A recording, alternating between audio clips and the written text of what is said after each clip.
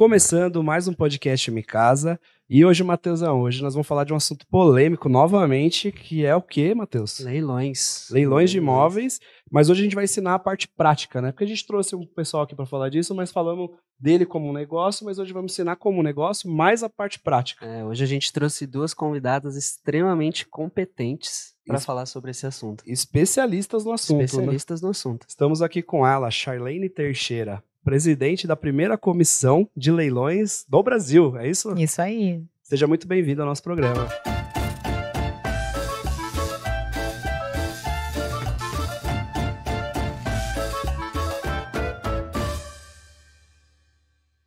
Agradeço muito o convite de vocês, Cássio e Matheus, uma honra estar aqui com vocês. Acompanho muito vocês no TikTok, no Instagram e para mim é uma honra estar aqui falando sobre esse mercado maravilhoso de leilões de imóveis e muito rentável. E hoje nós vamos desmistificar um pouco esse mercado que tem muito preconceito, o pessoal acha que só tem gente querendo enganar e você vai trazer aqui para provar que isso não é verdade, né? Sim.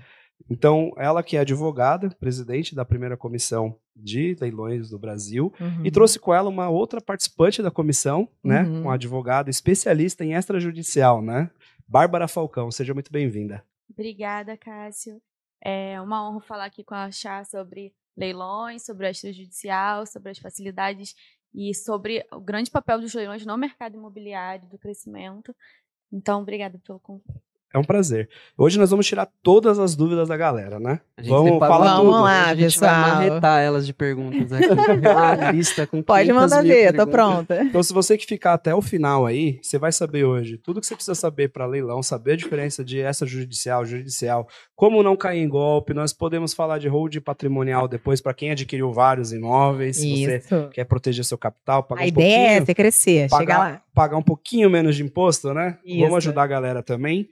Mas antes de começar, a gente queria perguntar um pouquinho da sua trajetória, como que você chegou em leilões, por que você apaixonou por esse mercado. Hoje você também ensina as pessoas a arrematar, você tem um curso, você dá consultoria. Como que você chegou nisso? Porque Cassião, antes de entrar na história dela, eu queria perguntar, a Bárbara tocou num assunto legal, que existe um certo preconceito, né, nesse ramo dos leilões. Eu queria saber a opinião de vocês, por que existe esse preconceito? Por falta de informação. As pessoas mal informadas, elas acabam no disse-me-disse, que soube do vizinho que ficou 6 anos com o dinheiro preso porque arrematou mal e está na justiça, porque fez tudo sozinho, não tinha informação, não contratou um advogado, ou contratou um advogado que não era especialista na área, era um clínico geral, o próprio advogado não sabia como resolver aquilo e acabou tendo uma experiência ruim. As pessoas, elas acabam passando para frente informações de acordo com a experiência que elas tiveram. Então, hoje em dia, o assunto está muito disseminado por causa do boom da internet que a gente teve na pandemia. Então, tá muito mais fácil de você aprender, tá muito mais acessível. Antigamente era uma nata, assim, né? Era pouquíssimas pessoas que eram especialistas nesse assunto. Então, quem ouvia falar de leilão, acho que não tinha nem noção, não tinha acesso que tem hoje, achava que era só ter o dinheiro. Ia lá presencialmente, porque antigamente era presencial, não tinha oportunidade de online, ia com a plaquinha com o dinheirinho lá, arrematava e não tinha noção da quantidade de documentação que eu deveria ter visto antes. Não sabia que tinha que analisar um edital e como fazer. Então, por conta da história que veio trazendo de leilões, uma história ruim, né, um lado meio pejorativo, muita gente tem um olhar ruim, até que eu cheguei aqui para mudar isso. É isso aí. E criou a comissão por isso, né? Para mostrar que é um trabalho sério, que é um mercado sério e que vem evoluindo. Porque, como todo mercado, tem os picaretos. Na marcenaria tem o picareta. Exatamente. O médico, a arquitetura, o enfermeiro, qualquer área. Esse não é um problema da função, é um problema do ser humano, é um problema de caráter. Então, você vai ter um profissional bom ou ruim em qualquer profissão. E falando sobre a comissão, a desinformação, ela gera insegurança. Então, a OAB também tem esse papel de trazer informação à população para que eles confiem. Quando ela fundou a comissão de leilões, é justamente para trazer informação e gerar segurança, não só aos advogados, como a população, corretores, quem trabalha com o mercado imobiliário, para passar a confiar nos leilões que movimentam a economia. Porque a OAB traz a curadoria, né, do assunto, né? Então, Não é uma pessoa que tá na internet falando. Não, ali em que verdade é é bom, né? uma instituição que não tem fins lucrativos. A finalidade é educativa mesmo, assim, para o advogado e para todo mundo que se envolva com aquele assunto ali. A gente fez até um primeiro encontro Sim. de leilão de imóveis lá, que foi um super sucesso na OAB, e a grande maioria que estava lá não era de advogados, eram de pessoas interessadas no assunto e que viram ali uma oportunidade de estar num evento presencial e gratuito, tendo um pouquinho de informação ali que para eles já era muita coisa. Eu botei assim um iniciozinho, assim, que as pessoas já ficaram encantadas. Então, a gente já tem marcado dia 17 de outubro para o segundo evento presencial lá na OAB da Barra. E a ideia foi essa, assim, quando eu pensei em criar essa comissão, eu fui até o presidente da OAB da Barra lá, o Marcos Soares, e eu sou muito grata a ele que me permitiu criar essa comissão lá. E porque eu achei um assunto extremamente importante.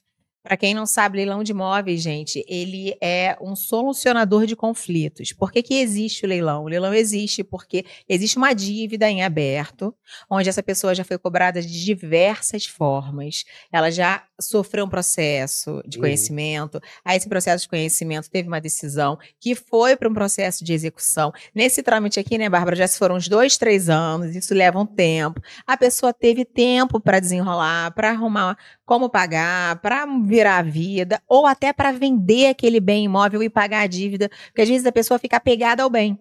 O que ela pode fazer? Ela tem que assumir que ela não está suportando aquele padrão, ela não consegue pagar aquela parcela com o banco, ou se ela tem uma dívida numa esfera civil, né, ela está devendo a alguém, o único bem que ela tem para pagar é aquilo, ela tem que admitir que ela precisa arrumar o dinheiro, então ela sai daquela casa, vende, compra uma menor e paga a dívida dela. Sim, existem N meios dela solucionar antes de chegar na última fase, que eu digo assim, o leilão é a última fase. É legal se tocar nesse ponto, porque acho que muito do preconceito em torno do assunto de leilões é por conta de o pessoal enxergar os arrematadores como, nossa, tadinho, tá o tadinho é quem tá saindo, dele. Ai, tadinho. O pessoal fala muito disso, né? Pô, tá tirando a casa da pessoa, a família. Você analisou a família que tava lá. O Ike Batista, inclusive, é um tadinho. Coitado dele. Ele, né? Ele tá recebendo... Ele teve a casa de Angra leiloado, uma lancha leiloado, um restaurante que ali no Mister lá no Rio de Janeiro que quase foi leiloado, mas nos 47 segundos do tempo ele conseguiu uma negociação e ele próprio comprou o próprio imóvel por 50% de desconto, olha que maravilha. Então assim, nem todo mundo é tadinho. Tem como você analisar quem está sendo executado, tem como você puxar uma ficha da pessoa, saber se ela tem outros imóveis, como é que está a condição financeira dela. Então você tem como saber se é uma pessoa de Casa Verde e Amarela, que realmente está no financiamento de R$300 por mês, que é um tadinho de verdade, e pular fora. A gente tem uma base aí para mais de, sei lá, 40 mil imóveis para você escolher. Então, anual. Mensalmente, tem várias execuções novas de imóveis que vão para leilão. Então, se você está vendo que aquela pessoa realmente, que é a parcela mínima, é um tadinho que tá perdendo, beleza, vai para outro. Eu vou te falar que a grande maioria não é tadinho não, tá?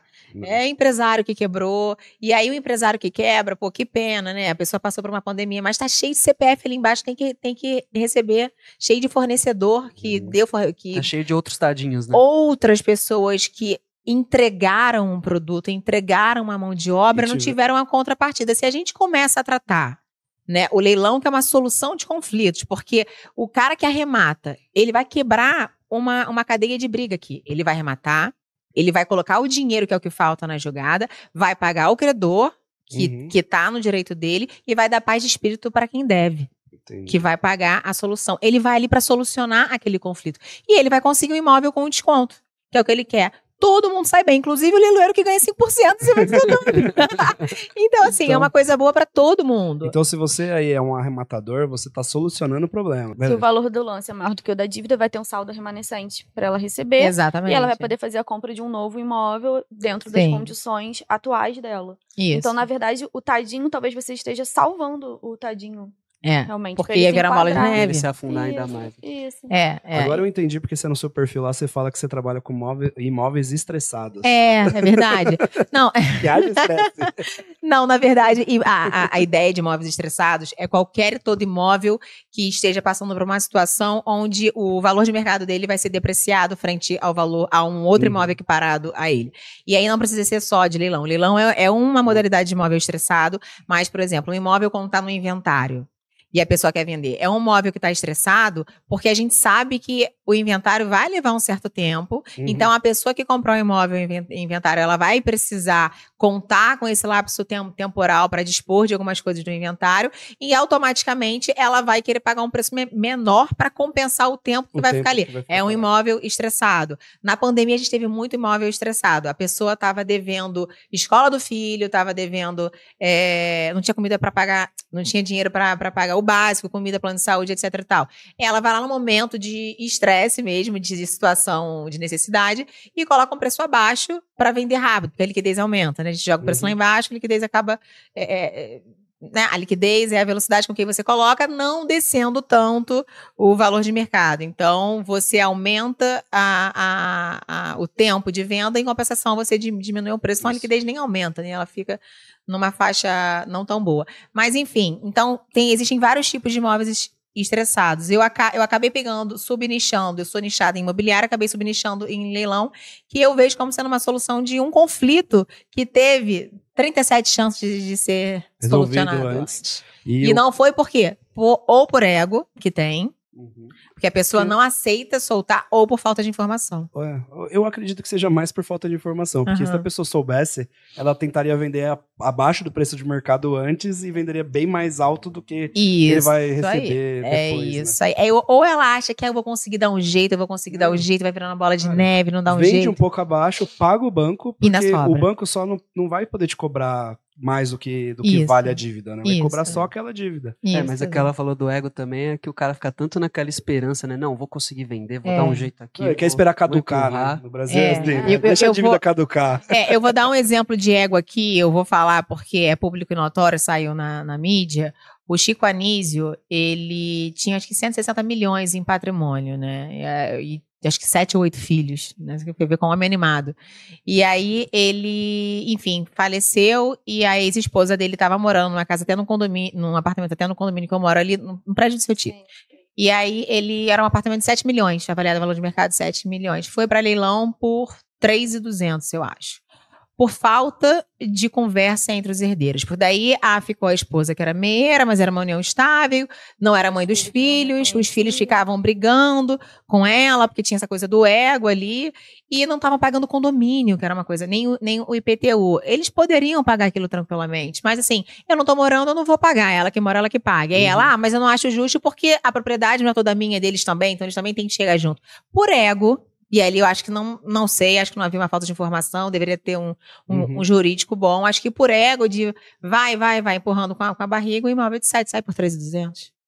Então tem o ego, assim, e não são tadinhos que estão perdendo, não e tem toda uma situação assim. Então tem vários cases aqui que eu posso contar de situações de ego, situação de falta de informação, de achar que vai dar o jeitinho brasileiro, de achar que nunca vai acontecer isso com ele, jamais, não vou perder isso. Eu vou alegar que é bem de família, também tem muito isso. Não, vou alegar um bem de família, mas hoje em dia a gente já tem um entendimento pacificado que você não pode alegar que um imóvel de 5 milhões é um bem de família. Um imóvel de 2 milhões é um bem de família com uma dívida de 50 mil.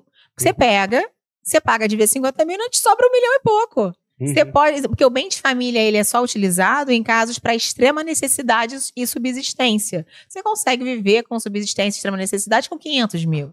Você consegue comprar uma casa e montar, enfim, e levar a vida. Então, assim, até o bem de família, ele tá mitigado, assim. Então, tudo é falta de informação. Basicamente é isso. E quando você foi pega, assim, agora voltando, né, que a gente pulou, mas foi muito bom que a gente já deu um pitadinho no que vai ser hoje aqui. Quando que você foi pega pela mosquinha ali do leilão? Porque você é advogada, né? Sim. Você trabalhava sempre com isso ou você começou a advogar com outra informação disseminada? Não, minha primeira formação foi em administração industrial. Meu sonho era trabalhar na Petrobras, não sei porquê. E aí, ali dentro, eu acabei tendo um primeiro contato com o direito, que a gente tem introdução ao direito, e um dia eu me peguei indo pro fórum no centro da cidade, ao invés de ir pra aula. Na faculdade que eu fazia, eu falei, cara, tem alguma coisa errada. E aí, fui fazer direito, a minha família, meu pai fez direito, minha mãe fez direito, minha irmã fez direito, enfim. Eu até tentei fugir, mas vocês viram que não deu, eu voltei. E aí, foi quando eu abri um escritório. Anos depois, casei, tive filha, etc e tal. Anos depois... durante meu casamento que eu fiz minha faculdade, tirei minha carteira, e anos depois abri um escritório com a minha irmã, minha irmã voltada para família e consumidor, e eu especializada em direito imobiliário. E faz imobiliário, um pouco de sucessão, de inventário que tem a ver com imóvel. E vocês vão achar que eu dou uma resposta super romântica para vocês, né? Nossa, eu queria solucionar conflitos. Não, foi o dinheiro. O dinheiro me pescou pro Você viu leilão. uma oportunidade Nossa, ali. e quando assim, eu sou muito ancorada no imóvel, né? Pela minha história, pelo direito imobiliário, enfim, eu vivia no meio de pessoas que trabalhavam no jurídico com imobiliário, né? Então você já sabia todos os trâmites que precisavam e falou, puta, eu tô só deixando dinheiro na mesa aqui, e aí né, dentro do isso. nicho de imobiliário, eu olhei para o leilão como sendo um tipo de investimento. Eu não vou apostar em bolsa, né? Eu sou mais do sedimentado, do tijolo, do cimento. Né? Tijolo não, como é que é? Tijolo não despenca, não tem essa que o pessoal falou na queda da bolsa. Então, eu vi dentro do leilão o mercado mais lucrativo para investimento, mais que incorporação. Incorporação, mais do que incorporação. Fiz cálculos ali, olhei e tal. E aí depende do bolso de cada um também. Porque para eu falar para um cara que tá no nível lá em cima, ele falar, não, a incorporação é melhor. Sim, depende. Para então, quem assim, tá começando. Para quem tá começando. Porque assim, a gente conhece incorporadores que fazem mais de 100%. Porque mas ele aí, faz a incorporação sem botar dinheiro no bolso. Exatamente. Então, mas assim, o que eu tento explicar? Assim, eu não sou contra a bolsa, eu não sou contra a cripto, eu não sou contra a incorporação. Eu acho que você tem que dividir o seu investimento em todas as cestas mesmo. É o mais inteligente a ser feito, desde que você entenda cada cesta que você está colocando. Acho que esse é o ponto mais importante, é a informação que você divide em 5 cestas, entende só uma, amor, não adianta nada. Então, mas mesmo assim, também sou a favor de outros mercados, também invisto, mas 90% dos milionários vieram do mercado imobiliário. Sim, e continuam lá. E continuam né? lá. E não é estranho, né? Se eu olhar para os grandes proprietários de terra dos Estados Unidos, são os maiores milionários que tem. Dizem que o Bill Gates, eu vi uma matéria hoje, que ele é o maior propriedade rural de terras dele. E olha, você fala a palavra certa, rural. O agro é o que sustenta a gente. É o alimento, é o leite, é o insumo, é tudo. É o agro. É a força do Brasil, né? É a força do Brasil, do mundo, né? Na verdade, o Brasil tem muito poder no agro frente ao mundo, né? A gente sustenta muita gente por aí, né? É um setor que a gente consegue competir lá fora. A gente exporta mais do que usa aqui próprio, né? A grande moeda do Brasil perante ao mundo vai ser o agro ainda. E a Amazônia, gente ainda vai ser muito requisitado ainda. Renovável a Amazônia, né? O Elon Musk não veio aqui à toa, não. Ele veio, já tá de olho ali na Amazônia, vai por mim. Mas, voltando, a gente estava da incorporação frente ao leilão. Você falou isso, porque o cara consegue ir lá sem colocar a mão no bolso. Eu também consigo fazer o cara de leilão arrematar sem colocar a mão no bolso. Na verdade, eu hoje vivo botando dinheiro no bolso sem colocar a mão no meu bolso mais. Assim, eu consigo ganhar um valor expressivo, eu cobro uma porcentagem na arrematação e sem colocar a mão no bolso só com o meu capital intelectual. Mas para o cara ter crédito, ele precisa ter crédito. A gente deve ter uns 250 milhões de habitantes no Brasil hoje, se eu não me engano. De inadimplente, a gente está chegando a 70 milhões de inadimplentes, assim, de pessoas com problema no crédito. Né? Então, só para você ver que já não é fácil ter um crédito. E aí, eu estou falando de pessoas com problema de crédito. Tem pessoas que não têm problema de crédito e nem por isso tem crédito.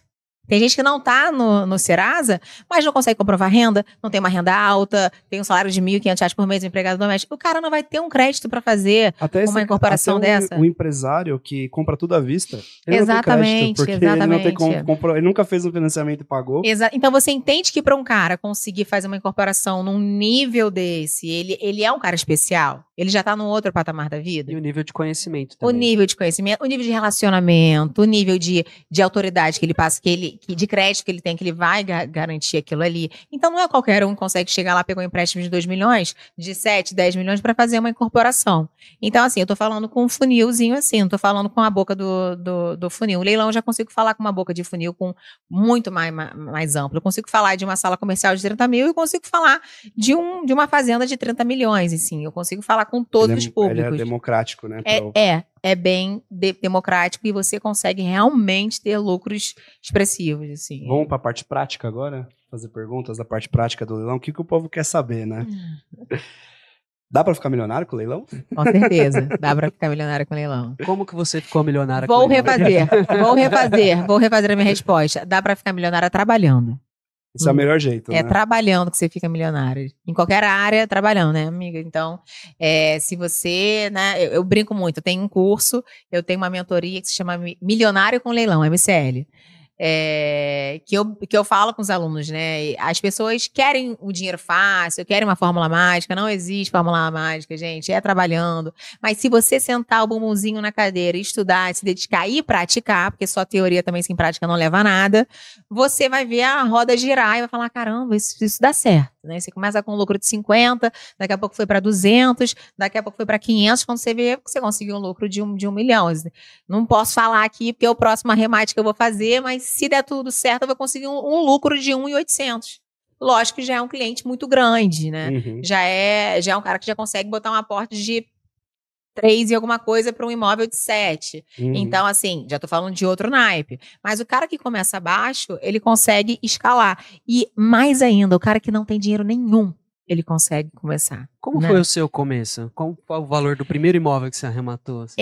O valor do primeiro imóvel que eu arrematei foi em Macaé. Se eu não me engano, ele foi uns 260 com todas as taxas, 270, que aí a gente coloca 5% do leiloeiro, em Macaé 2,5%, o ITBI é um pouco mais baixo que no Rio é 3%.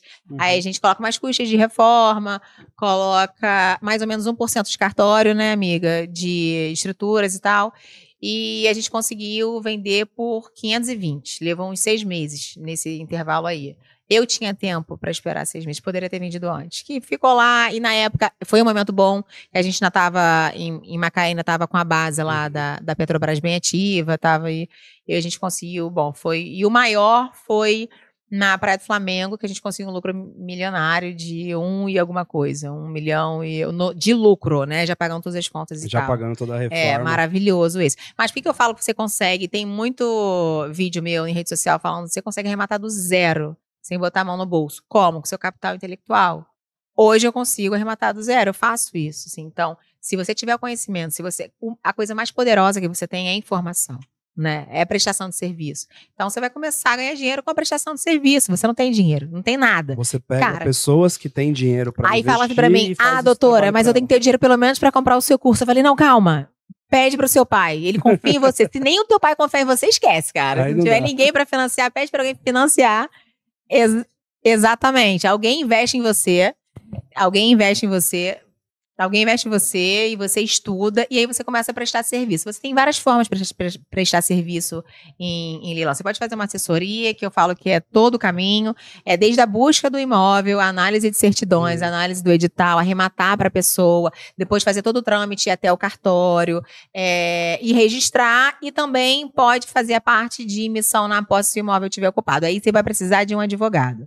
Aí realmente precisa de um advogado. Então, até toda essa etapa inicial, você pode prestar serviço sem precisar ser advogado. Sem precisar ser advogado, desde que você estude. Lógico. Desde que você tenha conhecimento. A sua formação é justamente para isso. Você ensina pessoas não a arrematar somente para elas, mas que ela seja arrematadores para outras pessoas, que sejam... É como um corretor de arrematações. Um corretor de imóveis, o cara ganha uma comissão para fazer todo o trabalho sujo, né? Que é avaliar, pesquisar. É um trabalho árduo, digamos assim. Não é sujo, né? É limpo, mas é um trabalho árduo. Mas, sim. Trabalhoso, né? A parte difícil. Exatamente. É um trabalho. Você não vai...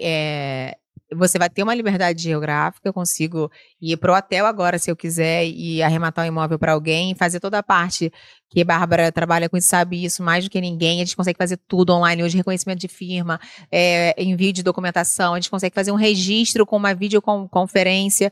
Então, eu consigo de qualquer lugar do mundo, eu recebo do cara de qualquer lugar do mundo, eu arremato para ele, faço o registro, eu posso estar em São Paulo, eu posso estar em Manaus, eu posso estar em Cancún, eu posso estar em Maldivas. Então, me dá liberdade. Mas eu trabalho, gente. Eu sento, eu estudo, eu analiso. Eu tava agora numa médica antes, ela tava com o iPad dela aberto lá, papapá. A gente tá onde a gente trabalha. Então, se o cara fizer de uma maneira diligente aquilo, levar a sério, estudar, fazer do início ao fim e botar em prática, ele consegue começar a trabalhar com o capital intelectual dele, que é muito forte. Hoje em dia, o que a gente tem, todo mundo em qualquer área médico, médico, qualquer área, né? Arquiteto. O cara não tem dinheiro para começar um consultório, não tem dinheiro para começar uma loja. Ele começa a vender o que ele sabe. Ele abre uma conta no Instagram, ele abre e começa a falar, hoje, e começa a falar. Hoje e a barreira de entrada é muito menor do que já foi, né? Sim. Hoje você quer abrir uma empresa, você abre uma conta no Instagram, faz uma identidadezinha bonitinha e começa a falar, gente, eu vendo isso. Isso. Gente, eu vendo isso. Para o máximo de pessoas possível. Então a barreira de entrada é muito menor. Antigamente você tinha que abrir, fazer um monte de coisa, né? Não vamos entrar nos detalhes porque... E o leilão, assim como o extrajudicial, ele traz qualidade de vida, que é algo que a gente valoriza e dá muito mais valor hoje em dia. Porque, como ela disse, a gente estava no consultório trabalhando, você pode estar em qualquer lugar do Brasil, porque você consegue fazer de forma eletrônica o que precisar, uma escritura, videoconferência, cada um na sua casa, a sua assinatura, o certificado de notariado é um aplicativo no seu celular, você assina um documento com a fé pública do tabelião, lá do cartório de notas, você faz o registro de forma eletrônica. 100% online, tudo 100% online. Tira as certidões, reconhecimento de firma, às vezes até precisa fazer um contrato ali, um instrumento particular, quero reconhecer firma, nem para reconhecer firma você precisa mais ir no cartório. Olha, não sabia. Faz não sabia pelo mesmo site, pelo Enote Assina. Então, isso traz qualidade de vida porque você pode estar em qualquer lugar do mundo e trabalhando ou arrematando o seu imóvel.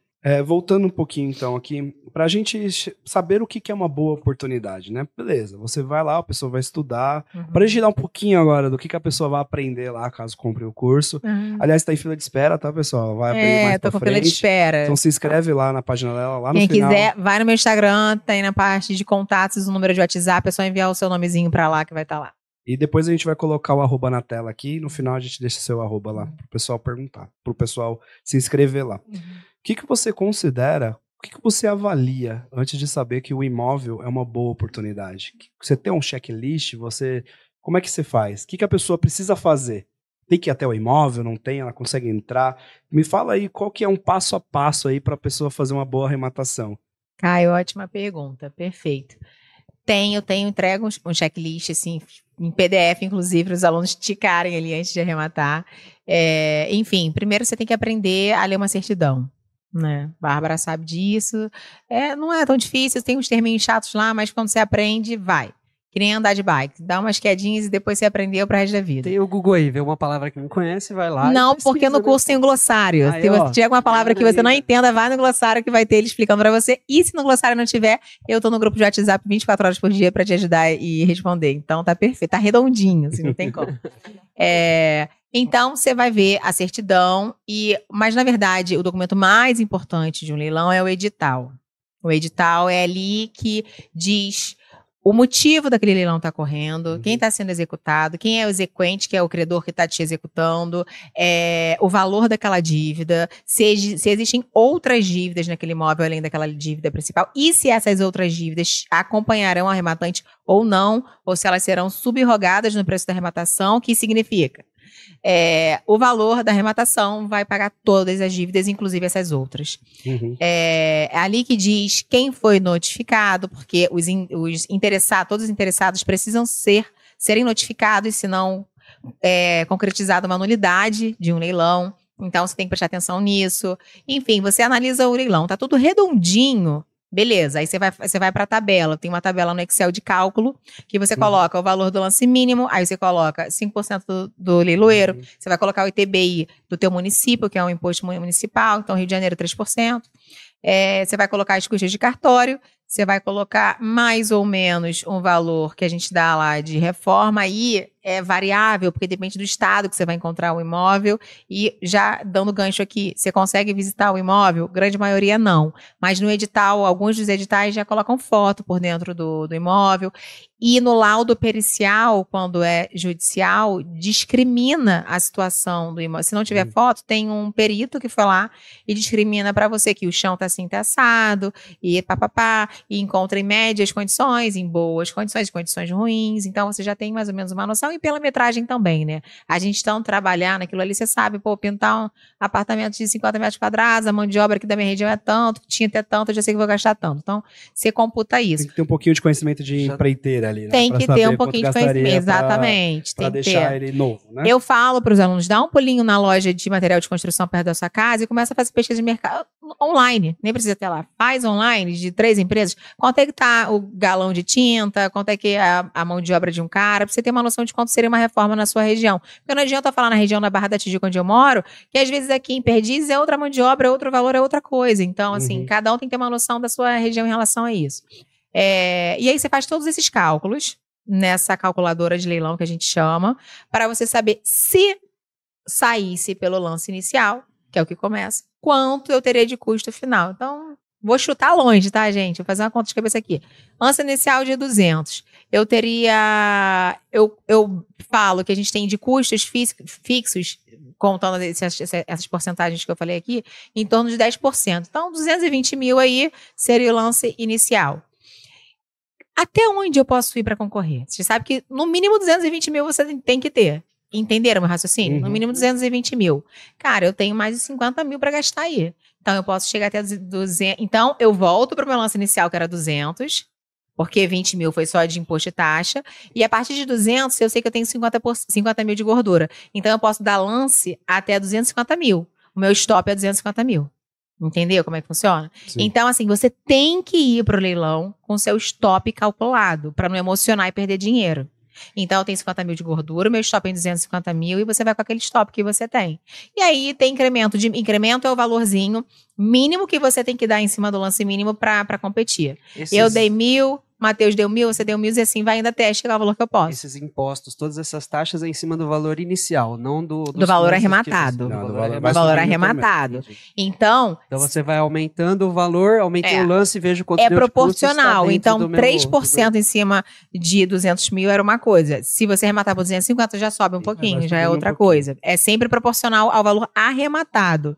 Então, você tem que ir com stop sabendo que você vai aumentar um pouquinho esse teu cálculo aí. Você tem ali uma gordura. Isso. Então, você analisou as certidões, você analisou o edital, não tinha nenhuma nulidade, você fez o seu stop, você determinou, você materializou em papel, escreveu até onde você pode ir, vai. E aí, com frieza. Uma outra coisa também, arremata. Saber por quanto aquilo pode ser vendido, né? Exatamente. Então, no edital já vai dizer a porcentagem, que aquele valor está indo com 30%, com 50%, com 90% de desconto. Eu, Charlene, hoje falo que se for menos de 30%, eu não vou. Não acho que vale a pena. Porque a gente já vai ter 10% e aí vai ter um tempo que você pode ficar com ele parado para manutenção. Eu não vou, eu não acho que vale o trabalho para isso. Então, de 30% de desconto para cima, para você ir. E você acha legal que não pode visitar, por exemplo, não pode entrar, mas você acha legal a pessoa ir até o local para poder avaliar o imóvel, mesmo que de fora? Até porque olhar a região, ver se é uma região que tem facilidades próximas, se tem shopping, se tem metrô, sei lá, aqui em São Paulo. Para saber se é um imóvel, beleza, ele tem um valor de mercado de 500 mil, você arrematou por 250.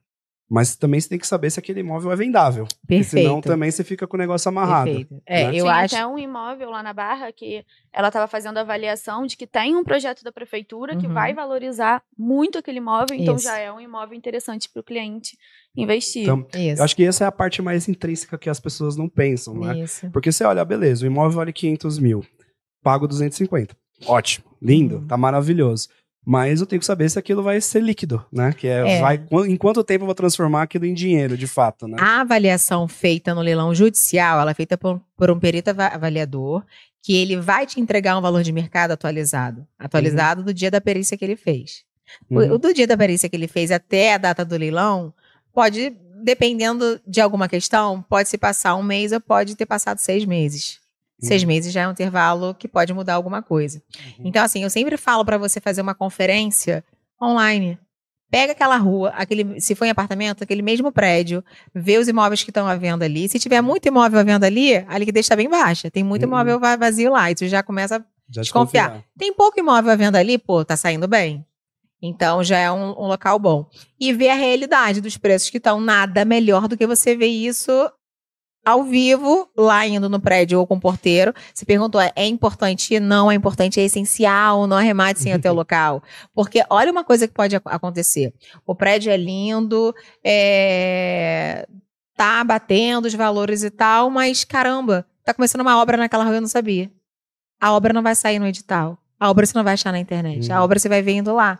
Cara, paralisou a rua, fechou a rua, não entra, não sai, não sei o quê. Isso é um transtorno do caramba. Pra você vender um imóvel que começou uma obra, isso vai atrasar muito a tua venda. Pô, é muito difícil alguém querer. Ou então você vai até lá pessoalmente, você descobre que estão fazendo uma obra de reforma de troca de fachada de pastilha. Nossa, que inferno isso. A piscina vai ficar fechada por 6 meses, porque vão trocar tudo. Então tem questões que você só sabe ao vivo. Eu vou ao vivo em todos, mesmo sem poder visitar. Algumas pessoas, poucas, já recebem. Alguns imóveis que dizem que estão ocupados no edital estão vazios. Eu vi isso na sua página. Estão vazios e você consegue entrar e dar uma olhada. Então, mesmo eu não conseguindo entrar, por que eu vou antes? Aí eu vou explicar o pulo do gato aqui. Por que eu gosto de ir antes do leilão? Eu sei que vai ter um leilão, sei lá, dia 4 de outubro. E o cara está sendo executado. A qualquer momento eu posso me habilitar nessa execução e oferecer para pagar antes do leilão. E esse leilão não acontecer. Então eu vou até a pessoa que está sendo executada tendo fazer uma proposta para ela. Eu vou pagar mais do que eu teria de desconto, mas vou pagar menos do que eu pagaria no mercado regular. Mas por que você gostaria de pagar mais se você pode ter o desconto? Porque às vezes vai ter uma concorrência que vai até ultrapassar aquele desconto. Então tá saindo por 200, mas a gente foi no leilão há pouco tempo de um cliente meu lá, que foi híbrido, e a gente quis ir ao vivo, começou com 67 mil e saiu por 230. Ainda era um leilão de incorporação, de imóvel que vai ser entregue ainda na planta. Tinha um saldo remanescente de 87 mil ainda, mas de 67 ele terminou em 230, gente. Quase o valor do primeiro. Quase o valor do primeiro leilão, que era 235, acho, no primeiro leilão. Se eu chegasse nessa pessoa e eu oferecesse para ela 150 mil, eu tava oferecendo mais que o dobro, e levava, faltando 87 para o saldo remanescente, pegava um puta, aqui em São Paulo, puta na palavrona, um puta de um imóvel, num lugar super valioso ali, Barra Recreio ali, que é super de top lá. Gente, por 150, mais 200 e poucos mil, e revenderia por 680, que tá o valor dele de mercado que eu vi. Acho que a pessoa teria que ser um pouco maluca, né, de arrematar um imóvel sem lá, nem pelo menos passar na rua. Porque não, a gente tá falando eu tenho um aluno, não vou falar o nome dele aqui não, vou deixar. Que ele já arrematou 5 imóveis e ele não vai visitar nenhum. Eu falo que tu nasceu com o bumbum pra lua. Tem que dar muita sorte, porque... ele é o cara que tá com dinheiro e vai, só vai, manda, vai, tipo, deu certo. Então não tá preocupado. Não tá, e tá dando sorte, mas assim, eu falo pra ele, cara, não é que tá dando sorte, é porque se demorar, não vai doer no bolso dele. Não é sorte, é um cara assim que tem dinheiro. O leilão, é o que eu falo pras pessoas. Vai demorar. Gente, você arrematou, vai ser seu. A diferença é em quanto tempo. E essa diferença de em quanto tempo, a resposta dela tá na fase pré-arrematação. Tá na análise. Você consegue saber quantas penhoras tem naquele imóvel ali. Ou seja, deixa eu te explicar. Penhoras é assim, esse imóvel tá respondendo por dívida de condomínio. Mas na matrícula dele, tem uma anotação que tem um processo ativo de trabalho, de criminal, de civil, de empresarial. Então, assim, tá respondendo por condomínio. Mas quando você arrematar, você tem que ir lá, mandar pro juiz de criminal, pro juiz do trabalho, pro juiz da civil, determinar que o oficial dê baixa em cada penhora dessa para você poder transferir para o seu nome. Esse movimento aqui leva um tempo. É burocrático, não depende do advogado, depende da justiça. Né? Então, o tempo vai ser determinante para o lucro. O tempo é determinante para o lucro. Quanto mais penhoras tiverem, mais juízes eu vou ter que acionar e mais tempo eu vou levar. Então, cara, eu tô vendo que tem um leilão com 17 penhoras, eu vou ter fôlego para esperar. Fôlego para esperar. É uma coisa a se olhar antes, né? Tudo você vê na fase. A fase mais importante é a pré-arrematação. Porque ali você consegue entender o tempo, você consegue ter uma média, uma estimativa do lucro que você vai ter, do tempo que você vai levar. Isso tudo tem como você ir reajustando, né? Mas aqui é a fase que vai te dizer se você vai ou não vai. Aqui. Como tudo que a gente fala aqui no podcast, né? A etapa mais importante é a do planejamento. É do planejamento. É o projeto. É o projeto que eu chamo de pré-arrematação lá, né? Que eu chamo pré-arrematação porque eu divido o treinamento em pré-arrematação, arrematação e pós-arrematação. A gente pode chamar isso de estudo de viabilidade do negócio. Estudo de viabilidade do negócio. Perfeito, isso aí. Vai fazer um estudo de mercado para ver se vende, vai estudar o edital para saber se tem penhora, se não tem penhora. E estudo de mercado, pessoal, para quem não sabe estudo de mercado, você pode fazer online nos sites. Eu gosto de ir pessoalmente, de fofocar com porteiro ou com síndico. Cara, com Quantas unidades tem vagas aqui, hein? Porque isso diz muito Tá sobre... vendendo rápido? Os caras, Exatamente. Tá tendo muita procura. Esse tá saindo que nem água, esse do leilão que a gente foi lá, assim. E já teve outro, já tem mais 2 pela frente. Não porque tá vago, é porque a galera... É porque foi uma incorporação por obra de administração, que é uma coisinha mais delicada. E aí, infelizmente, alguns dos participantes não conseguiram honrar e está indo a leilão para suprir. Mas está muito interessante. Então, está saindo rápido, porque é uma região muito nobre ali e que tem projetos ao redor que vão valorizar. Então, se você está numa região que vai levantar uma escola, um shopping, alguma coisa que valorize, e se você conseguir ter um fôlego para segurar, nem precisa ter fôlego não, gente. Coloca no Airbnb, faz uma temporada, faz uma alocação por pré-temporada que você já consegue pelo menos botar para gerar um dinheiro para sustentar. E aí você já não coloca a mão no bolso, ele vai se sustentando até você esperar o valor de mercado dele subir, que você sabe que vai esperar 2 anos, e vende com lucro muito maior, sem ter que gastar dinheiro, entendeu? Uma coisa que eu aprendi é que você nunca perde dinheiro com imóveis. Exatamente. Mesmo pagando preço de mercado. Você perde dinheiro com imóveis só no divórcio. É o único local. Isso é verdade. Eu ia fazer uma pergunta voltada para isso, né, dos erros. Quais foram os erros que vocês passaram ao longo da vida? Tomaram prejuízo já? Que tipo de dica? Prejuízo eu não cheguei a tomar. Eu já não atingi o lucro que eu esperava, que o cliente esperava. Prejuízo não, de fechar no vermelho não. Zero prejuízo. Zero prejuízo, justamente porque eu não vou com menos de 30.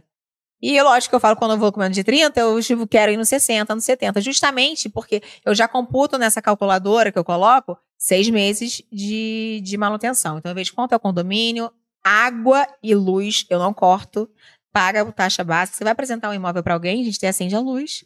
O cara quer abrir a torneira e ver se está funcionando, se a parte hidráulica está indo bem. Você tem que entregar um mínimo, limpo, pintado, tem que ter um mínimo. Então, eu já vou computar IPTU proporcional, tudo. Você já faz a computação de todos os gastos enquanto não vende. No mínimo 6 meses. No mínimo 6 meses. E aí eu uso as táticas de homestaging que a gente tem, de deixar mais atraente. Eu falo que o house flipping é deixar vendável. E o homestaging é dar uma alma, né? Você colocar dar uma bossa. Se você consegue fazer uma decoração, nem que seja barata, mas você coloca uma flor, faz um café. Tem uns neurogatilhos que você faz com as pessoas que vão comprar, que a gente sabe que isso acelera a venda. Pra assim, só assistir em casa, né? Porque exatamente. a venda do imóvel é totalmente emocional. Tudo é totalmente emocional. E agora eu queria fazer uma pergunta pra Bárbara.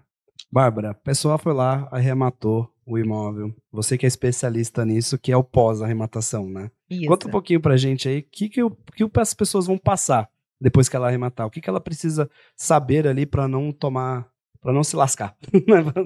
Então, pós-arrematação, você vai levar a carta de arrematação para o cartório de registro de imóveis. O que isso quer dizer?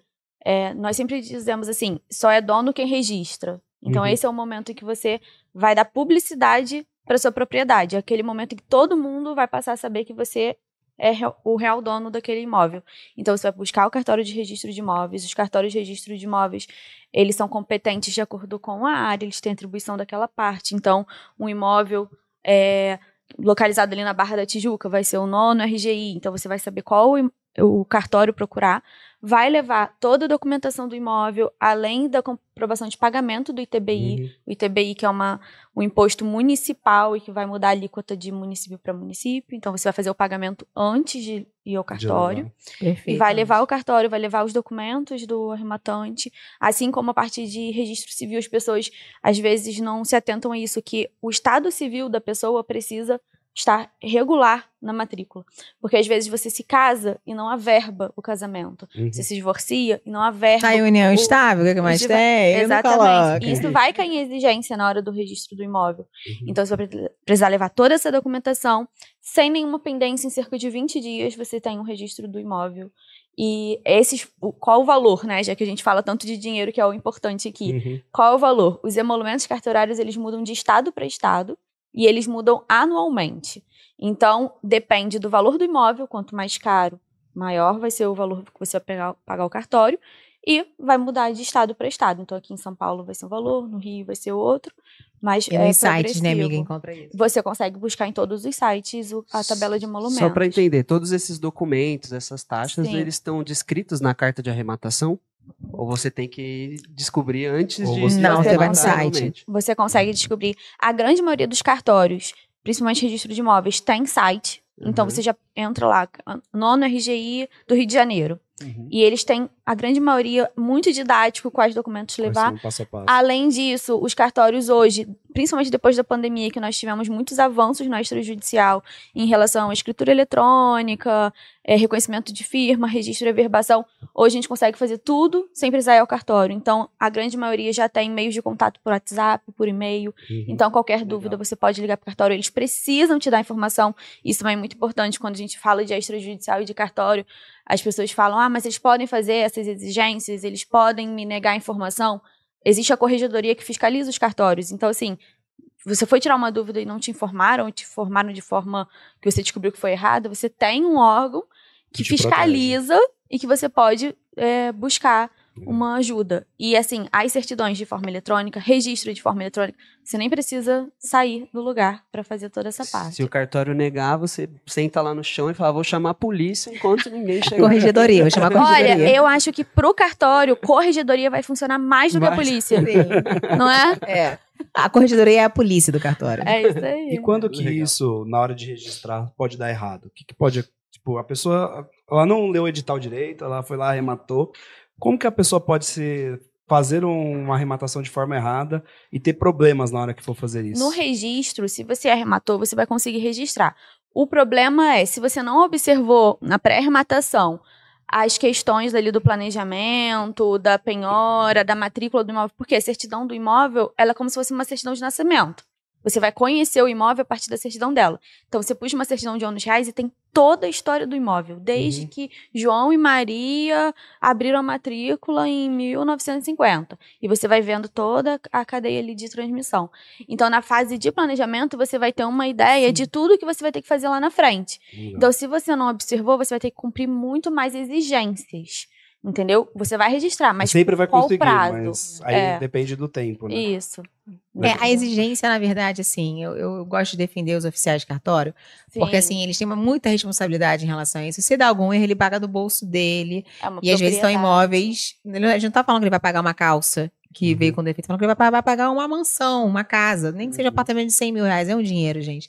Então, assim, o cara tem que ter uma diligência na conferência da documentação, ele tem que saber se o fulano é casado com o ciclano. Cadê? Cadê a certidão de casamento? Cadê o RG dela? Ela existe? Tem filho? Cadê? Vambora. Então, assim, o cara tem que, então, são as notas devolutivas que a gente chama, né? Ele te encaminha uma nota devolutiva, mas aí ele tem a obrigação de caminhar com tudo, que é uma coisa que tá mudando hoje em dia, né? Então, saiu até agora um provimento, enfim, não sei o nome que deu, mas com todos os quesitos que o oficial tem que te dar. Então, ele não pode cada hora falar uma coisa. Olha, só tá faltando isso, a Não pode certidão... ser picotado.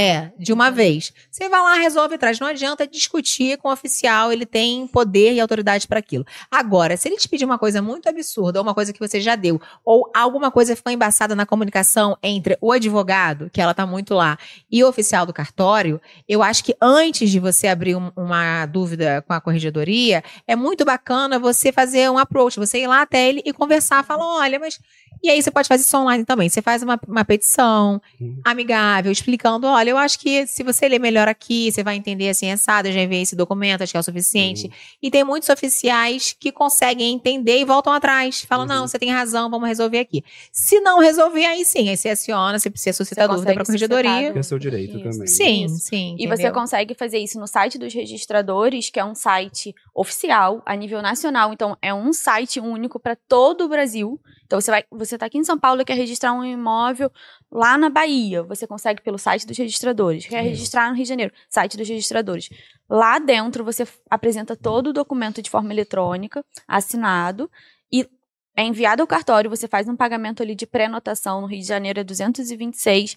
Aqui em São Paulo, se eu não me engano, é R$80 de pré-notação. O cartório São Paulo ganhando os preços, hein? Não, o Rio é mais caro em tudo, disparado, vou te sim. contar. E aí o cartório recebe aquela documentação de forma eletrônica, ele analisa e ele, de forma eletrônica, já te apresenta as exigências ou te diz, tá tudo certo, Vou tá emitir registrado. vou fazer o registro e emitir a ONUs E reais aí é para fazer você a analisar. reforma e botar o lucro no bolso. E aí já é seu. O imóvel tá no seu nome, isso é muito importante. E aí você aluga, põe no Airbnb, revende. e Só aí torce você pra vai- não divorciar.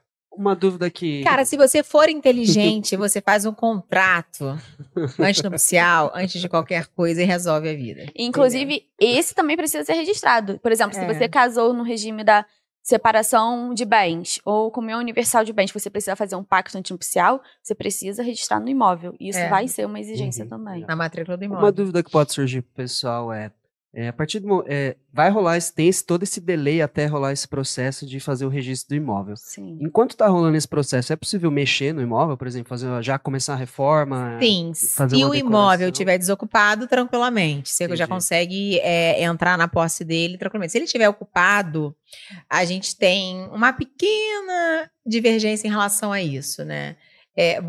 Alguns dizem que você precisa estar com o ITBI pago, com tudo certinho, com todas as penhoras baixadas, e outros entendem que não, que você já pagou, a partir dali você tem o direito de, se for judicial, pedir para o juiz emitir a emissão na posse, quando for judicial. Se for um leilão extrajudicial, você vai entrar com uma ação de reintegração de posse, porque no caso seria do banco, você vai estar reintegrando o que seria dele.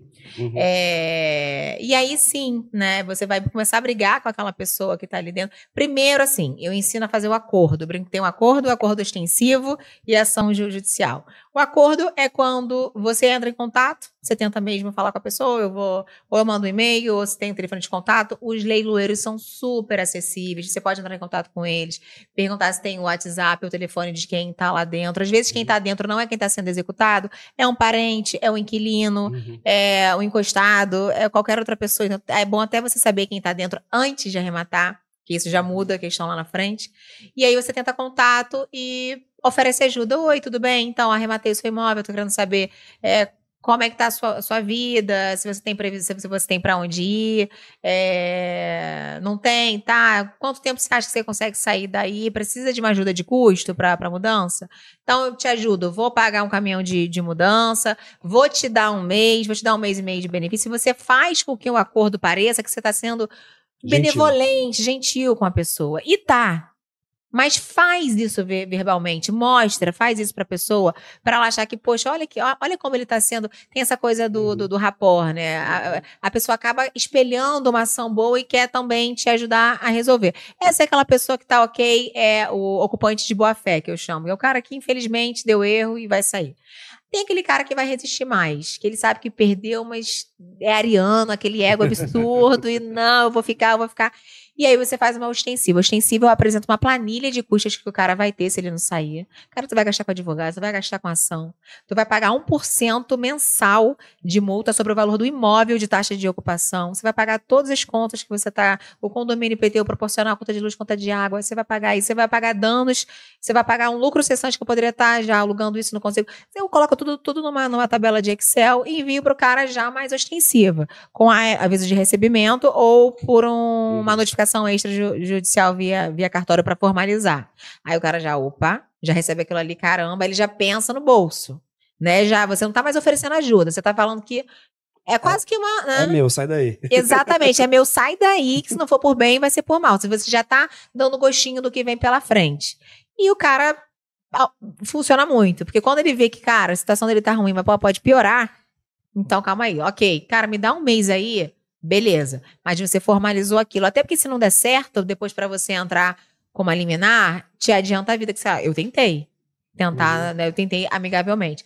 E se não der o acordo nem o normal, nem o ostensivo, você vai para uma ação. Se for no leilão judicial, você peticiona no próprio juízo da vara de execução, que já está rolando uma execução ali, para o juiz emitir uma emissão na posse, aí o juiz que vai determinar um prazo, varia de 30 dias a 60 dias, é o juiz que vai ver a situação ali da pessoa e dá em torno disso, tem juiz que dá 15 dias, e se for um leilão extrajudicial, tanto de alienação fiduciária com o banco, quanto desse de incorporação, de obra para administração, a gente tem que entrar com uma ação.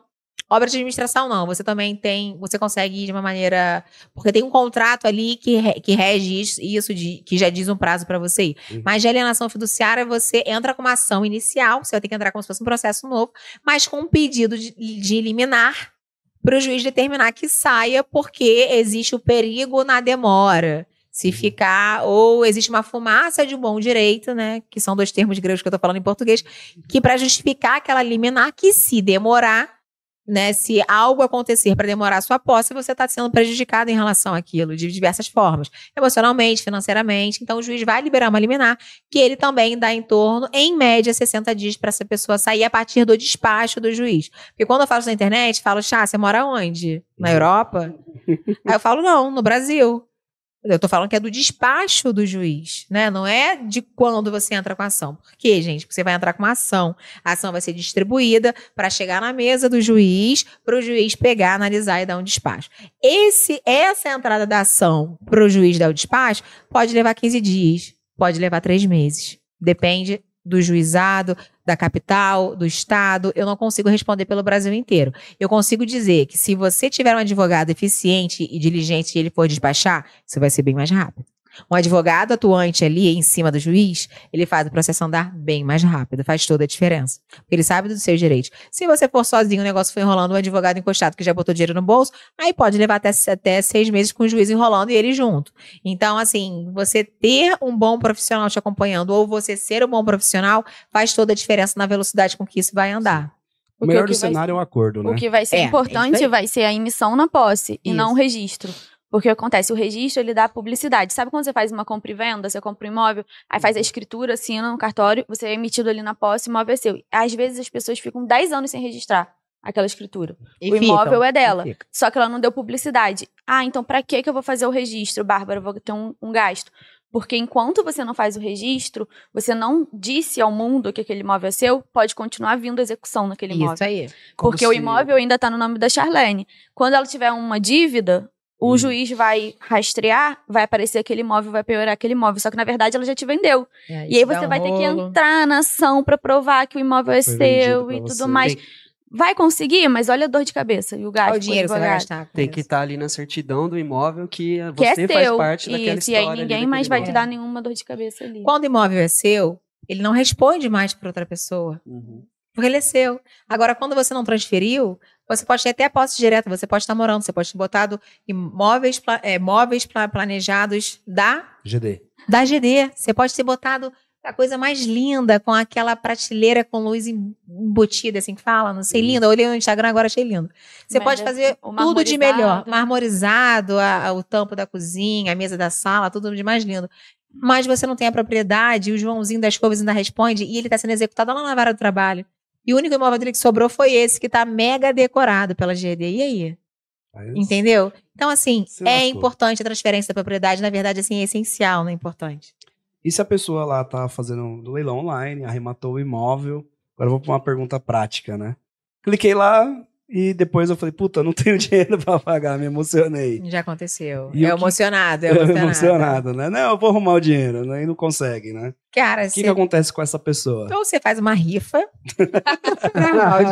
Vende água na praia. Você vira o cara da água que me explicou, né? Esqueci o nome dele.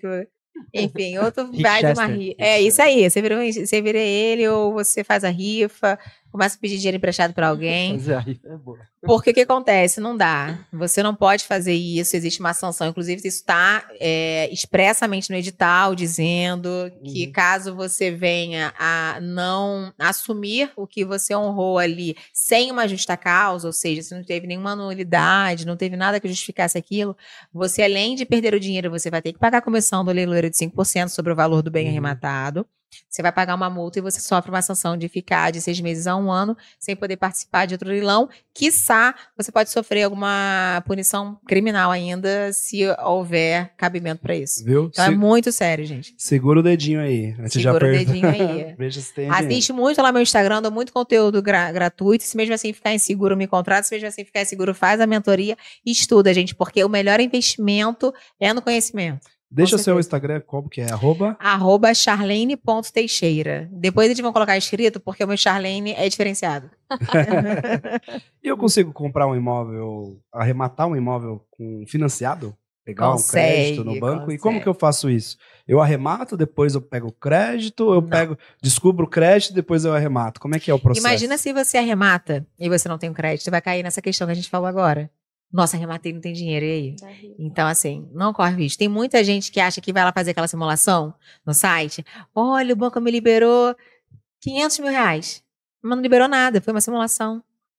Na Então- prática, não é aquilo. Então, tem muita gente que acredita, vai lá e remata porque acha que o banco liberou um crédito imobiliário, né? Em relação àquilo, mas na verdade ele vai te pedir uma exigência, pencas de documentação para realmente liberar aquilo. Não é tão fácil assim. Então tem que estar com isso liberado Tem primeiro. que estar com isso liberado primeiro. O leilão judicial, por lei, o Código Civil permitiu, a partir de 2016, a gente teve uma modificação no Código, graças a Deus, até para viabilizar melhor o acesso de mais pessoas ao leilão, porque antes era só à vista. Então, como nem todo mundo tem a grana no cash para dar ali à vista, a partir do Código de 2015, que entrou em vigor em 2016, a gente teve essa possibilidade do parcelamento nos leilões judiciais, que o Código Civil diz que você tem que dar uma entrada de 25% e pode parcelar em até 30%,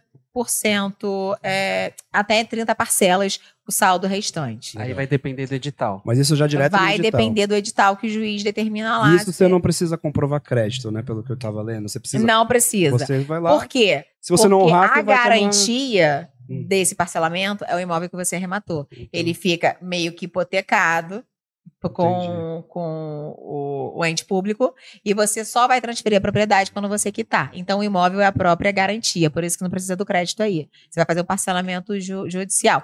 Tem que estar no edital. Mesmo que não esteja no edital, como a lei diz que isso é possível, nada impede que você envie uma proposta para o juiz. Eu peço para você enviar eles dizem para você enviar a proposta até a data do primeiro leilão. Eu digo para você enviar até 5 dias antes da data do primeiro leilão. Porque qualquer problema ali no interim tem um prazo para resolver. Isso. Tá bom? Podemos aproveitar essa questão do crédito para falar dos nossos patrocinadores, né, Matheus? Podemos. Então, você tem uma forma de você conseguir um dinheiro para fazer uma arrematação em leilões. Com o pessoal da Minha Casa Financiada, além de fazer com financiamento para aquisição e construção em terreno próprio e tudo mais, eles têm um crédito muito legal que é Home Equity. Que se você já tiver um imóvel próprio seu, você consegue pegar até 60% do valor desse imóvel, com 6 meses de carência, taxa de juros imobiliários. Gente, 6 meses de carência é ótimo. E você consegue pegar esse dinheiro à vista, então você vai arrematar o imóvel à vista. Ou pode até parcelar se quiser lá com o leiloeiro, mas esse dinheiro ele não tem um destino já programado, igual é a aquisição de construção em terreno. Que você já tem que comprovar que está construindo a obra para pegar o crédito e ficar usando na obra. Esse tipo de crédito é um pouco diferente. Você já pega o dinheiro, cai na sua conta e você usa, se você quiser para Disney, você vai. Então, se você já está interessado no imóvel, você pode fazer a contratação do crédito lá com eles. Tem 6 meses de carência. Você pega o crédito e vai arrematar o imóvel. E a garantia desse crédito é o imóvel, não é isso? Nesse crédito é o imóvel que você já tem. Aí, nesse caso, você já precisa ter algum patrimônio para poder fazer. Mas olha que legal nesse Home Equity, gente. Eles te dão uma carência de 6 meses, né? Isso. Esses 6 meses tem tempo suficiente para você arrematar o imóvel, colocar ele para alugar e com o valor da locação que você está recebendo, você paga. E até mesmo você vende antes de começar ou a pagar as vende, parcelas. ou vende ou aluga, porque 6 meses é um tempo. Você faz, eu chamo isso de negócio autossustentável. Que ele mesmo se sustenta. Você alavanca, porque Isso. mesmo que você tenha o dinheiro, vale a pena fazer isso. Sim. Por quê? Sim. A gente está numa taxa de juros a 13,75% ao ano. Você contrata um home equity desse a 11% ao ano. Você já tem um spread ali de 2 e pouquinho por cento. Todo crédito imobiliário é sensacional, né? Então, mesmo que você tenha o dinheiro, desde as pessoas ricas fazem isso, né? O rico não usa o dinheiro dele, gente. Ele pega crédito, vocês não sabem. É isso aí. Né? É isso aí. Ele deixa o dinheiro dele lá rendendo, às vezes até o próprio dinheiro dele rendendo, paga a parcela do crédito, Perfeito, e ele faz o imóvel sem tirar dinheiro do bolso nenhum. Perfeito. E mesmo que você não seja rico, o legal é que você consegue pôr imóvel de terceiros também, né? Exatamente. Sim. No home equity, você também não precisa ser necessariamente o imóvel ser seu. Você pode pegar um imóvel de terceiro, contratar um crédito para você, para arrematar. Então, se você tá com seu pai, tá vendo? Ele fala, pai, me dá seu imóvel. É um fiador do financiamento. Exatamente. Perfeito. Então, tem manobras aí, quem quiser acompanhar um pouquinho melhor e entender um pouco mais, a minha Casa Financiada, acompanha o pessoal lá, são nossos patrocinadores, estão sempre aí com a gente. E a gente confia, porque senão a gente não traria como patrocinador. A gente conheceu bem a fundo, o trabalho do pessoal é sério, tá? E em breve vai ter novidades pro pessoal, né? Vai ter a casa do Micasa, Vai ter a casa do Micasa, em breve. A gente vai Olha. fazer uma incorporação da nossa casa Olha. e vai mostrar todo o processo pra galera Mostrar de como na funciona prática. crédito, financiamento e Skin the tal. game, olha só, gostei Será que a disso. gente deixa virar dívida pra ir pra leilão, pra gente ensinar o leilão? Não, olha, eu acho que a gente podia até arrematar essa casa do Micasa, Fazer hein? um leilão Vocês na acham? prática. Podia fazer um leilão na pra prática. vender ela mais caro. Isso aí, pra pegar um lucro, pra comprar a segunda, olha. E esse episódio não podia acontecer se não fosse a Nobox, né, Matheus? É isso aí, um hub de marketing e mídia, né? Marketing, mídia e experiência. Tudo que você precisa para o seu evento, para o seu podcast, para o seu evento corporativo, seja online, seja híbrido, seja presencial, a Nobox pega na sua mão e constrói isso com você. Seja lançamento de cursos online, a gente também faz isso. Então a gente gosta aqui, a gente senta aqui, a gente grava, fala um monte de porcaria, O eles cafezinho editam, tá grava feito. tudo, solta lá no Instagram e a gente só fica aqui tomando café e conversando. A gente gosta Melhor da coisa. Nobox por isso, né? E não poderia deixar de falar da geração design, né? Né, que é uma indústria de móveis planejados aqui de São Paulo. A gente focado em móveis planejados, mas a gente também atende a casa inteira. Então, desde papel de parede, tapete, decoração. São mais de 80 sofá. fornecedores aí para deixar a sua casa completa, né? Eu gosto de falar pouco porque não é para fazer merchan da minha empresa. O pessoal que acompanha o podcast já vai saber naturalmente que tem que comprar lá, senão vai se lascar. É. Vai se arrombar. Igual Vai o se Diego arrumar, fala. Vai se arrumar. Mas é isso daí. Aproveitando essa questão do crédito, na questão do crédito deles, você também pode juntar pessoas para ter uma potencial de crédito maior. Então. No leilão é possível eu juntar Sim. pessoas para arrematar? Sim, na verdade, sim. Aí eu falei do leilão judicial, que tem esse parcelamento, e no leilão extrajudicial, não existe o financiamento no leilão extrajudicial, né? A lei de alienação fiduciária não prevê o financiamento na arrematação. Mas nada impede que você pegue um financiamento e arremate à vista. Exatamente. Entendeu? Então, que é exatamente, você pode pegar um home equity e pagar à vista e ficar com o financiamento com a empresa de fora. Então, também tem a possibilidade de você fazer esse financiamento nesse arremate aqui. Quando você tem o primeiro leilão e o segundo leilão, os dois dão negativos, ou seja, não saiu, ninguém arrematou, e é de leilão extrajudicial de alienação fiduciária, o banco tem a opção de colocar isso na carteira de imóveis dele ou de levar para um segundo leilão, para uma segunda tentativa de 2 rodadas. Se ele resolver a segunda tentativa, beleza. Se ele resolver colocar na carteira de imóveis, de milhares de imóveis que os bancos têm, aí a gente transforma esse imóvel em imóvel de venda direta. Esse imóvel é o imóvel que é do banco. É o imóvel como se fosse ele equiparado ao imóvel de uma PJ. Equiparado não é o imóvel de uma PJ. Então, o banco pode vender isso através de uma imobiliária, ele pode vender isso através de um outro leilão extrajudicial, ele pode vender isso da forma que ele quiser, pelo valor que ele quiser, da forma que é dele, ele faz o que ele quiser. E o banco ganha dinheiro com o quê? Com dinheiro, não com imóvel. O banco não quer imóvel. Imóvel é um passivo para ele que ele não sabe transformar em ativo, ele não sabe o que fazer com aquilo. E o banco é ignorante com o imóvel, infelizmente. Então, cara, ele não sabe administrar, por mais que eles contratem a Resale, a Inject, são 2 empresas terceirizadas, para tentar dar um jeito nisso, não dá conta, não dá vazão para isso. Então, eles têm uma carteira muito grande de imóveis que estão juntando dívidas porque tem IPTU, tem condomínio, tem manutenção, tem gente entrando e tentando usucapiar, um perigo de perder aquele imóvel lá. Tem gente que entra, paga, tentando comprar e não paga, assim, para o banco é um trem fantasma isso. Por isso que você vê vários imóveis de venda direta de banco com 90% de não é possível. Tem alguma coisa ali, não é possível isso. Não é muito possível. O banco não tem interesse nenhum. É muito melhor para ele ter 100 mil na mão e vamos rodar, vamos botar esse dinheiro para gerar juros, do que ter 1 milhão parado lá, que em um ano esse 1 milhão vira 100. De tanta dívida e coisa, que sai ele não perca para alguém que está ali e está usucapindo. Então, existem imóveis de venda direta com lucros obscenos. Existem sim, e esses imóveis podem ser financiados. A gente vira e mexe, vê movimentações da Caixa fazendo leilões sem entrada, leilões com uma porcentagem absurda de juros lá embaixo, leilões, o Santander já fez em 420 vezes. Então, a Caixa Econômica, o Santander, o BTG, o Bradesco, o Banco do Brasil, tem vários bancos que trabalham com leilões de venda direta, tanto leilão extrajudicial e quando dá negativo, em leilões de venda direta. Todos esses leilões vocês conseguem encontrar nos sites dos próprios bancos. Eu ia perguntar isso agora. Nas abas. Aonde eu descubro isso? Nos sites dos próprios bancos vão ter abas, algum lugarzinho para você clicar lá, escrito imóvel. Você clica lá. E a Resale e a Engeia são 2 empresas que são contratadas também para tentar movimentar esses imóveis que são de venda direta que os bancos têm, para tentar movimentar isso, porque o banco tem uma... O banco trabalha com dinheiro. O banco Trabalha, só quer ele dinheiro. quer liquidez, assim, e se ele tivesse um setor bom, capaz de conseguir fazer gerar esse dinheiro com imóvel, cara, eu acho que ele não estava ruim, não.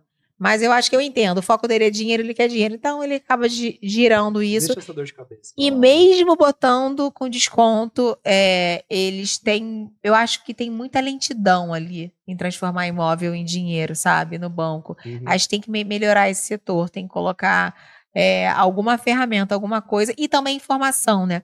As pessoas têm o pé atrás, não é possível, não é possível, tem alguma coisa de errado aí, não vai. E não compra. Então, informação com credibilidade e com o banco colocar uma equipe maior ou mais ágil nisso para conseguir fazer eu ia te girar. perguntar, como é que eu identifico se um leilão é confiável ou não, um site de leilão principalmente? Porque a gente olha lá e vê, puta, isso tá muito barato. Uhum. Aí você acaba desconfiando mesmo, aí você Sim. fica com o pé atrás. Como é que a pessoa identifica se aquilo é de fato um bom site, ou se você não puder falar o site? Não, pergunta campeã essa, sim, fiz uma pergunta ótima. Existem, a gente está falando de leilão de imóvel aqui mais especificamente, mas existem leilões de tudo, leilões de bens móveis, leilões de carro, leilões de joias, leilões de bolsas, da Receita Federal, tem de um tudo. Os sites que mais acusam falsidade são os leilões de bens móveis e automóveis. Automóveis, então, tá no top 1 lá, para sempre, desde sempre para sempre. Por quê? Porque é um valor mais acessível. A gente não está falando de casa, né? Não está falando que o carro seja uma coisa barata, mas frente a um bem imóvel, é bem mais barato. Ele é um bem móvel, ele não está estático numa casa. A casa você vai lá e visita, vê que existe, você tira uma certidão no cartório, uma uns reais e tal.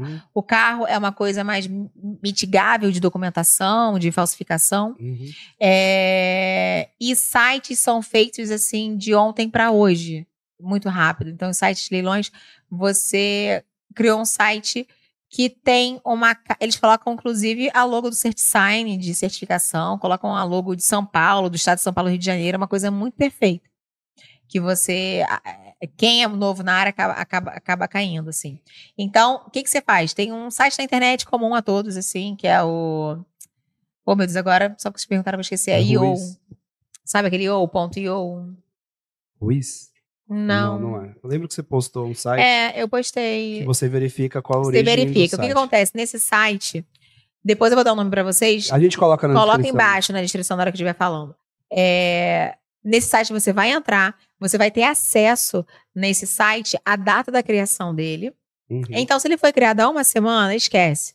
Nenhum leiloeiro confiável, que já tem aquela quantidade de bens móveis ou automóveis, não vai ter criado um site há uma semana. E se for um leiloeiro realmente quente, que criou um site em uma semana, pula dele, que ele tá muito friozinho. Ele, tipo o médico que se formou agora, vai para outro, não vai ali. É muito estranho. Então, você vai ver que foi um site que foi criado há pouco tempo. Geralmente é de fora. Não bate com o endereço da onde ele tá dizendo que é. Então, você consegue ver a data da criação, quem criou, da onde foi criado, geralmente de fora dos Estados Unidos, de algum lugar bem ermo, assim, bem estranho. E aí você já desconfia, porque o fato de ligar não é o suficiente. Eu já liguei para um site falso desses e a mulher me atendeu super bem, falou tudo. Eles são treinados, né, normalmente. Super. É o leiloeiro fulano das couves, ele tá cadastrado na junta comercial com o número tal. Eu disse que queria arrematar uma lancha aqui em São Paulo, até esqueci o nome do lugar. Pode vir, a gente agenda pra senhora, etc e tal. Impressionante. E era frio o site, sabe? E aí tem um site que você faz uma denúncia também que você pode fazer daquele site. Então, você vai nesse site, confere a data de nascimento, todos os quesitos que eu falei, e você dá uma entrada na junta comercial de São Paulo e coloca e busca se aquele leiloeiro ali tá lá. Na junta comercial de São Paulo, aquele leiloeiro vai estar com o site e o telefone real dele. Porque a junta comercial de São Paulo é quente, é uma coisa pública e tem uma fé pública e é segura. E aí você vai ver que não vai bater com o que está no site. Então o ideal é ir buscar usar o site já direto na junta comercial. Todo leiloeiro cadastrado e habilitado de cada estado tem que estar presente na junta comercial estadual, porque os leiloeiros têm inscrição estadual. Então, Rio de Janeiro é Juscerja, São Paulo é Juscesp, Bahia é Jusce-BA, sempre Jusce com o sufixo da palavra é inicial do estado. Então, você entra na junta comercial do estado competente, confere se o nome do leiloeiro está lá, você vai encontrar o site dele, a grande maioria coloca o telefone de contato ou o WhatsApp dele e a validade. Ele está apto a trabalhar até dezembro de 2024. Passou dezembro de 2024, ele caiu? Não, ele renova. Então, ele pode renovar a situação dele ali. Então, junta comercial é o lugar mais seguro para você ver. E nos sites dos tribunais também. No site dos tribunais você encontra os leiloeiros que estão habilitados para trabalhar com aqueles leilões judiciais ali e fazer um leilão judicial que o juiz vai determinar que por rodada, por distribuição, deveria ser assim, né? Não, nem sempre é. E escolhe que aquele leiloeiro vai fazer, então, aquele leilão lá. Então, tribunal, junta comercial é o meio mais confiável de você encontrar os leiloeiros. E aí, lá vai estar com o endereço do site do leiloeiro e você entra no site, sabe que aquele site é do leiloeiro e aí você fica mais seguro. Agora, a grande maioria de sites frios, pessoal, é em site de automóvel, tá bom? Muito cuidado. Muito cuidado. E fica a dica aí pra todo mundo, né, Matheus? Tivemos uma aula aqui hoje sobre isso, né? Tô com a cabeça fervilhando aqui agora. É muitas sinapses sendo feitas aqui agora. E se você que chegou até aqui, não clicou lá no botão de curtir, não se inscrever no canal, cara, você tá perdendo tempo, você tá fazendo outras pessoas que precisam saber essa informação demorarem mais tempo pra saber. Eu sei que você quer arrematar o imóvel antes dela, mas ajuda nós, né? Vamos dar um tempinho aí pra eles se inscreverem. Nada, clica aí no curtir, porque a gente precisa levar essa informação para mais pessoas, disseminar esse mercado, que não é um mercado tão bom, e a gente gosta disso, a gente já é a segunda pessoa que a gente traz para falar de leilão. É um mercado muito interessante, que eu tinha um preconceito grande antes de entrar, falava, não um preconceito, mas um medo. Eu falei, puta, é legal, mas puta, né? Como operacionalizar isso? Como operacionalizar? Então, eu agradeço desde já a presença de vocês. Eu tô vendo aqui que vai dar o seu horário da palestra, então a gente vai poder estender muito mais do que isso. Agradeço a presença das duas. Foi uma aula aqui pra gente. Espero vocês outras vezes aqui pra gente falar de hold patrimonial, falar de outras coisas relacionadas a imóveis que você tem pleno conhecimento para falar. Você vai palestrar na OAB de São Caetano, é isso? Estou indo para a OAB de São Caetano agora fazer uma palestra para advogado no mercado de leilões. Gente, não consegui falar nem 5% do assunto aqui. É muito assunto para falar. Muito rápido, né? Então, você está convidada novamente quando estiver em São Paulo para a gente falar de mais coisas sobre leilões. Todo mês a gente está aqui agora, né? Uma vez por mês a gente vai trazer a comissão inteira aqui. Ótimo. E depois ajuda nós a fazer o leilão da casa do Mikasa, vender ela bem cara. Só me chamar que eu venho com todo prazer. Vai ser uma honra pra mim. É isso aí. Charlene e Bárbara também, deixa onde o pessoal pode encontrar vocês nas redes sociais. A Charlene já deixou, né? Já deixou? BárbaraFalcão.tv. Isso aí. Precisando de ajuda aí para as questões pós-arrematação, só chama a Bárbara lá que ela vai te ajudar. Mesmo. E a Charlene também te ajuda a arrematar, a te tornar um arrematador, a fazer a consultoria e te ajudar com todo o processo da Te ajuda a entender o processo para você aprender a fazer, te ajuda a entender o processo para você ter isso como mão de obra, para você ganhar com a prestação de serviço, te ajudo a mudar o seu mindset nesse assunto e aprender a investir no mercado mais sedimentado que tem de investimento, é o mercado imobiliário, né? Então você junta um investimento expressivo com a sedimentação da segurança do mercado imobiliário. E te ajuda a arrematar. Se você tiver o dinheiro e quiser ir para Bahamas, deixa o dinheiro comigo que eu aplico para você e arremato para você, tá ótimo. É isso aí. E pessoal, vou terminar o podcast aqui com uma frase do Homer Simpson, né? Compre terras, Deus não fará mais delas. As terras estão muito importantes. Estão limitadas, perfeito. E até semana que vem, pessoal. Muito obrigado e tchau. Obrigada, beijo.